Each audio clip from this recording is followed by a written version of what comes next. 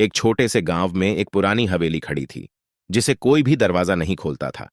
लोग कहते थे कि हवेली में रात के समय अजीब अजीब आवाजें आती थीं और वहां पर एक डरावनी चुड़ैल रहती थी। हवेली का नाम था भूतिया हवेली, और इस पर कोई भी जाना नहीं चाहता था। पहली घटना।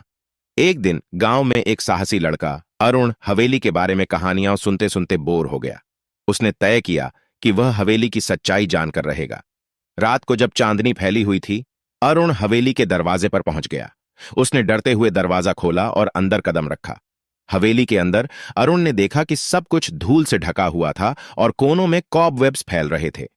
जैसे ही उसने कदम बढ़ाया, अचानक एक ठंडी हवा का झोंका आया और दरवाजा खुद ब खुद बंद हो गया।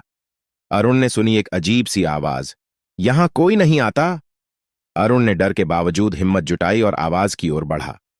आवाज की दिशा में बढ़ते हुए अरुण ने एक पुराना लकड़ी का दरवाजा देखा। उसने दरवाजा खोला और देखा कि एक पुराना पियानो अपने आप बज रहा था। उसके पास ही एक धुंधला और बेतरतीब रूप में एक चुड़ैल खड़ी थी।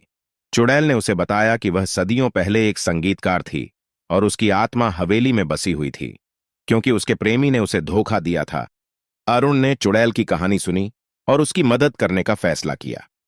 उसने हवेली के पुराने दस्तावेजों से जानकारी प्राप्त की और चुड़ैल के प्रेमी के वंशजों को खोज निकाला। प्रेमी की दुआओं से चुड़ैल की आत्मा को शांति मिली और हवेली को फिर से सामान्य बना दिया। अरुण ने हवेली को फिर से खोलने का निर्णय लिया और अब हवेली को भूतिया हवेली नहीं, बल्कि एक ऐतिहासिक स्थल माना जाने लगा।